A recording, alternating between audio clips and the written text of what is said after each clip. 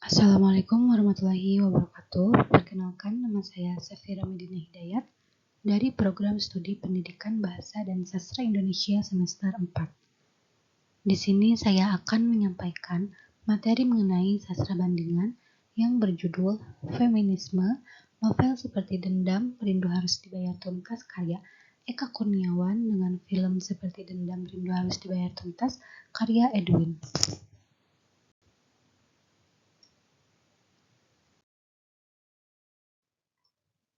Selanjutnya di sini ada pendahuluan. Apa itu sastra? Lahirnya sastra sebagai salah satu bentuk keindahan, suatu ekspresi yang ada pada diri manusia, kemudian diekspresikan dalam bentuk tulisan. Adapun di sini menurut ahli, yaitu Welek dan Warren, mengemukakan sastra adalah salah satu hal kegiatan yang kreatif, suatu karya seni, dan satu batasan adalah segala sesuatu yang tertulis maupun tercetak. Adapun dalam sebuah karya sastra, yaitu salah satunya membahas tentang aliwahana. Aliwahana merupakan proses perpindahan dari suatu karya sastra menjadi karya sastra yang lainnya, misalnya perubahan dari puisi ke lagu, novel ke film, dan lainnya. Oleh sebab itu, alasan saya mengambil novel seperti Dendam, Rindu Harus Dibayar Tuntas karya Eka Kurniawan dengan film seperti Dendam, Rindu Harus Dibayar Tuntas karya Edwin untuk dianalisis karena keduanya merupakan aliwahana, yaitu perubahan dari novel ke dalam sebuah film dan dapat menggunakan teori feminisme.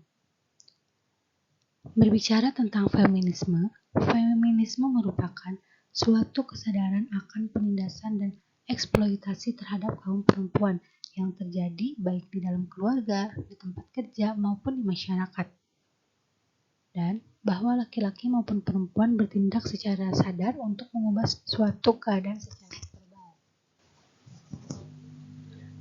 Feminisme juga suatu gerakan yang menuntut kesetaraan penuh antara perempuan dan laki-laki.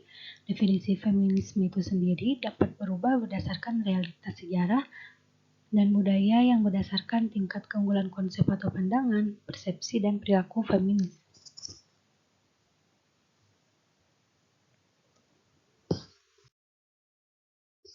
Selanjutnya di sini ada latar belakang pengarang pada novel, yaitu Eka Kurniawan.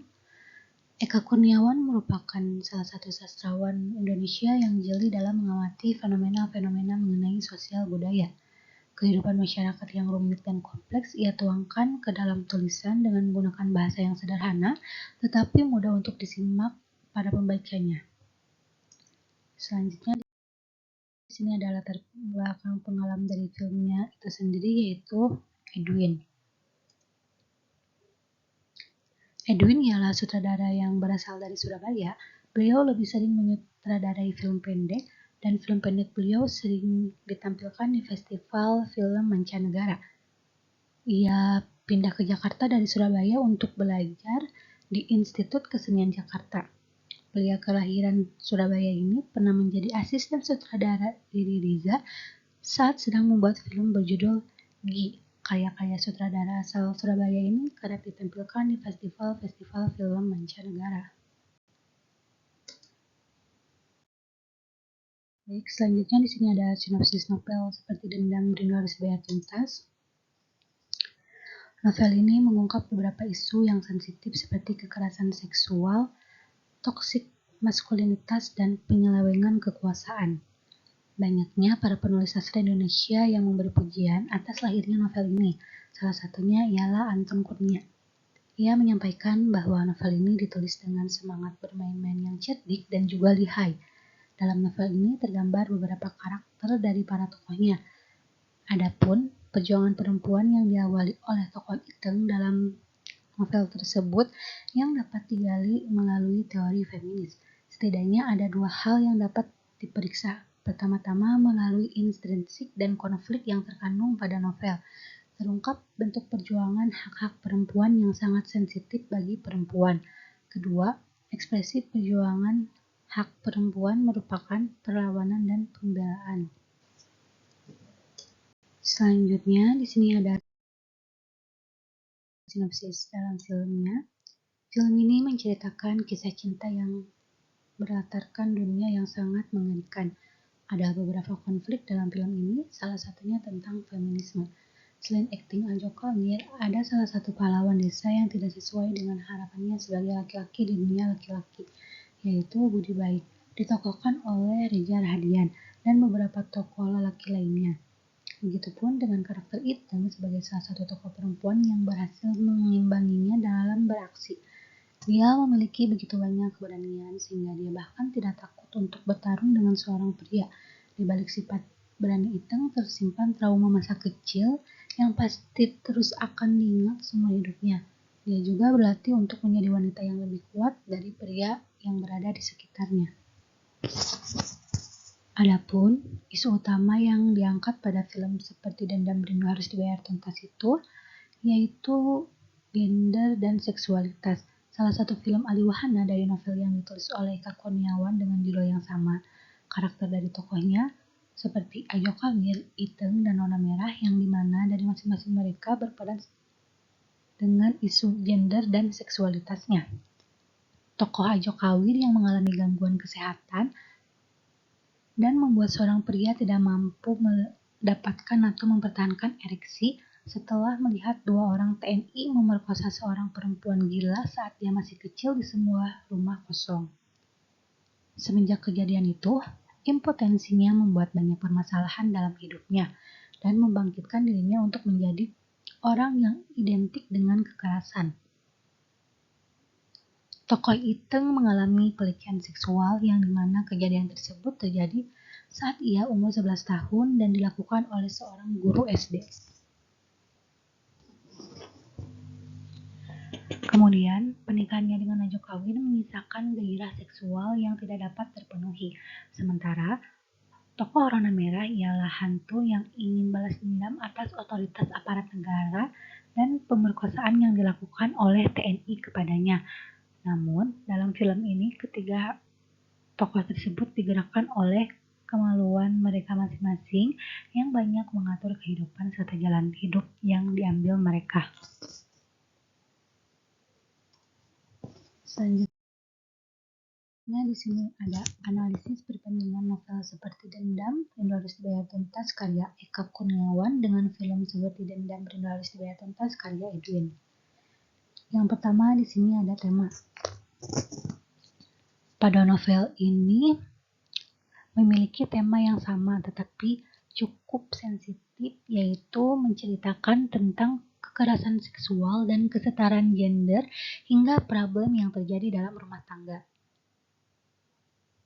Awal mula cerita terjadi pada saat Ajo Kawir dan Iteng melakukan perkelahian di antaranya sehingga menyebabkan luka di sekujur tubuhnya. Dan diceritakan juga pada novel dan film tersebut, tokoh Ajo Kawir yang dikenal dengan tokoh yang suka bertarung dengan siapapun tak mandang lawannya, baik dia seorang laki-laki maupun perempuan. Kemudian, yang menunjukkan adanya kekerasan seksual pada novel dan film ini menceritakan ada 2 tokoh perempuan yang menjadi korban pelecehan seksual, di antaranya yaitu tokoh Iteng dan Rona Merah. Pada tokoh Iteng, ia dilecehkan pada saat ia masih berumur 11 tahun oleh seorang guru SD. Kemudian pada tokoh Rona Merah menceritakan ia diperkosa oleh 2 orang polisi dalam versi novelnya dan 2 orang TNI dalam versi filmnya. Yang mana dalam novel dan film tersebut menceritakan tidak adanya perlawanan dari kedua tokoh perempuan tersebut.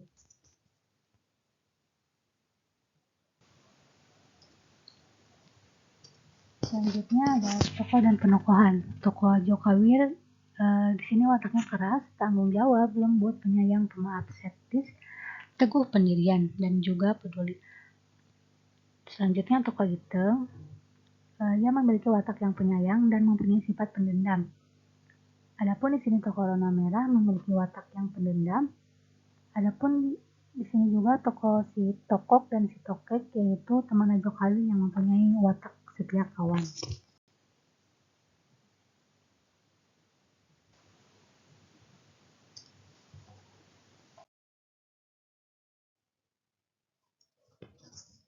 Selanjutnya ada sudut pandang. Dalam novel seperti Dendam Rindu Harus Dibayar Tuntas karya Eka Kurniawan menggunakan sudut pandang orang pertama dengan kata ganti aku. Baik. Selanjutnya di sini ada kesetaraan gender. Kesetaraan gender mengacu kepada keseimbangan terhadap jenis kelamin dalam novel seperti Dendam Rindu Harus Dibayar Tuntas karya Eka Kurniawan ini dan film seperti Dendam Rindu Harus Dibayar Tuntas karya Edwin menggambarkan tokoh Iteng dalam memperjuangkan kesetaraan gender yang dimana pada novel tersebut terdapat kutipan sebagai berikut. Gadis itu memotong kedua tangannya, mendorongnya menggunakan sedikit gerakan, lalu membantingnya ke tanah, punggungnya terasa seperti dihajar. Pada kutipan novel yang terdapat dalam salin dia tersebut, dapat dilihat bagaimana karakter Iteng yang terlihat seperti seorang laki-laki yang mampu bertarung. Hal ini mungkin menunjukkan bahwa perempuan ingin setara dengan laki-laki dan menuntut hak yang sama. Dan dapat dilihat juga pada cuplikan film tersebut, menjelaskan bahwa tokoh Iteng meskipun ia seorang perempuan yang fitrahnya lemah lembut, tetapi pada tokoh Iteng ini memperlihatkan bagaimana seorang perempuan yang bisa bertarung dan menjadi sosok perempuan yang kuat dan tangguh, serta tokoh Iteng ini ingin memperlihatkan pada semua orang bahwa perempuan tidak lemah seperti pemikiran pada umumnya. Perempuan pun bisa kuat seperti sosok laki-laki. Adapun di sini contoh yang lainnya. Terdapat pada kutipan, "Aku tahu kamu mengincar si tua bangka itu.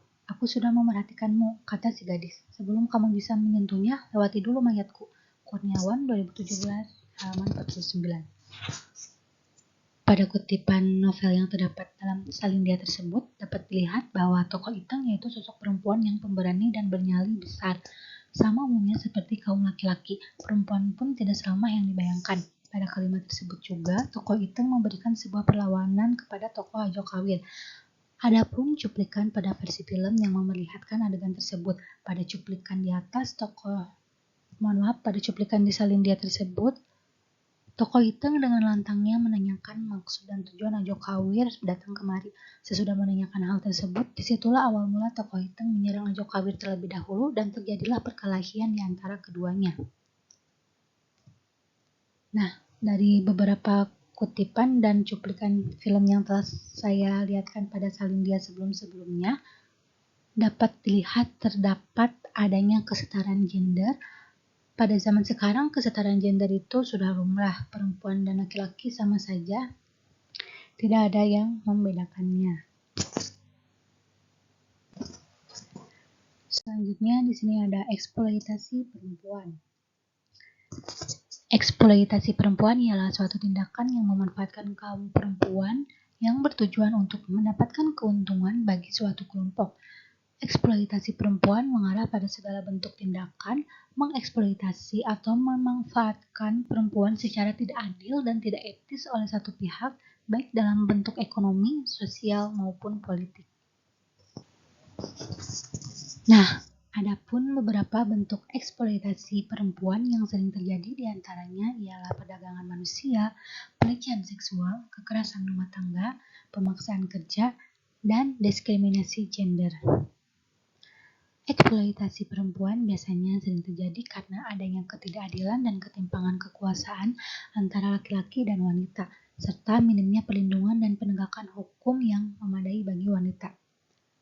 Novel dan film ini terdapat adanya kekerasan seksual, salah satunya pelecehan terhadap tokoh Rona Merah yang bisa dilihat dalam salin dia berikutnya. Dalam novel dan cuplikan film diceritakan Rona Merah mengalami kekerasan seksual oleh beberapa orang, diantaranya oleh 2 orang tokoh polisi dan tokoh si pemilik koka. Rona Merah seringkali mendapatkan tindakan kekerasan dan pelecehan seksual hingga Rona Merah seringkali diperkosa oleh orang-orang tersebut. Karena tokoh Rona Merah merupakan seorang perempuan yang tidak waras dan sinting, maka seringkali Rona Merah mendapatkan perlakuan seperti itu. Dalam novel menjelaskan bahwa Rona Merah sebelum diperkosa, ia seringkali mendapatkan perlakuan kekerasan seperti pada kutipan yang terdapat pada salin dia tersebut, yaitu akhirnya ia meraih lingkar leher gaun Rona Merah menariknya hingga perempuan itu terangkat terhuyung-huyung.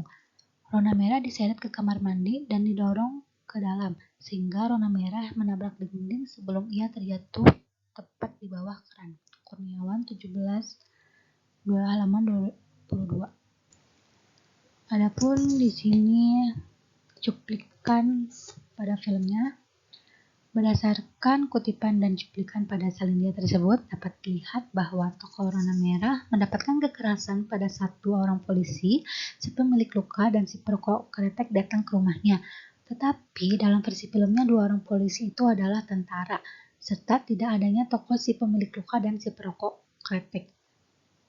Mereka langsung menghampiri Rona Merah dan menyeret serta melakukan beberapa tindakan kekerasan terhadap Rona Merah tanpa memikirkan apa yang dirasakan Rona Merah tersebut. Mereka tidak memanusiakan manusia sebagaimana mestinya.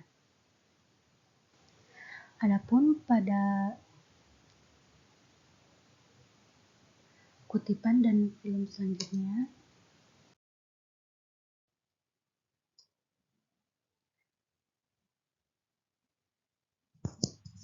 setelah mereka melakukan kekerasan kepada tokoh Rona Merah, kemudian dari situlah mereka melakukan pelecehan seksual serta memerkosa terhadap tokoh Rona Merah. Bisa terlihat pada Salindia tersebut di dalam kutipan, si pemilik luka mengelus-elus permukaan buah dada itu seperti pengrajin keramik, bermain-main dengan tanah liat, berputar-putar mengikuti bentuknya. Di sanalah kemudian Rona Merah berada telanjang seperti hidangan makanan malam.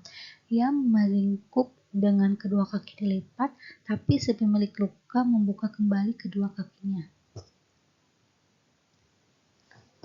Adapun di sini cuplikan pada filmnya.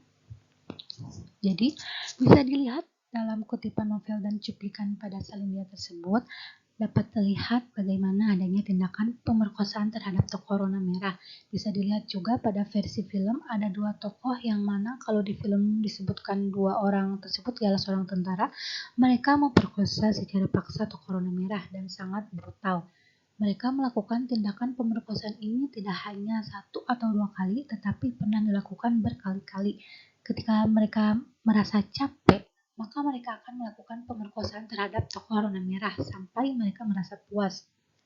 Ada suatu hari ketika mereka melakukan tindakan pemerkosaan terhadap Rona Merah, sehabis mereka melakukan pemerkosaan, mereka kembali menyiksa Rona Merah dengan tindakan kekerasan sehingga tokoh Rona Merah meninggal dunia. Rona Merah meninggal dunia ditemukan oleh warga di rumahnya dan akhirnya tokoh Rona Merah pun dimakamkan di sebelah makam suaminya. Selanjutnya,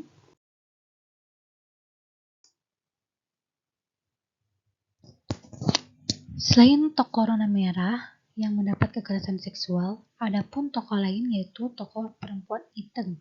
Tokoh Iteng pun sama, ia mendapatkan pelecehan seksual ketika ia masih duduk di bangku sekolah. Ia dilecehkan oleh seorang guru SD, bisa dilihat pada kutipan berikut. Pak Toto memegang erat Iteng dari belakang. Lelaki itu duduk di kursi, sementara Iteng duduk di pangkuannya. Satu tangan kiri mendekat dan menggenggam buah dada si gadis kecil, meremasnya. Tangan yang lain menerobos ke balik rok dengan jari tengah terancung bergerak-gerak di satu celah. Iteng mencoba melepaskan diri, tapi Pak Toto merengkuhnya semakin erat dan tangannya semakin liar meremas dan tangan yang lain semakin lincah menarik. Adapun di sebelah cuplikan video tersebut, tokoh si Budi sedang menceritakan kembali kejadian kelam Iteng pada masa lalunya, sehingga tokoh Iteng mengingatnya kembali dan tubuh dia berubah menjadi bergetar dan ketakutan. Dapat kita lihat juga bahwa tokoh Iteng mendapatkan pelecehan seksual oleh seorang guru SD-nya. Akibat tindakan guru tersebut, maka membuat Iteng mempunyai trauma masa lalu yang mendalam sampai ia beranjak dewasa. Tetapi akibat traumanya itulah yang menjadi tokoh Iteng menjadi wanita yang sangat kuat, kasar terhadap laki-laki dan sering melakukan pertarungan. Dia mempunyai nyali yang sangat besar. Dapat kita lihat pada cerita dan film tersebut, tokoh Iteng dan Rona Merah mereka korban atas kekerasan seksual atau pelecehan seksual yang dilakukan oleh beberapa tokoh laki-laki yang sangat brengsek.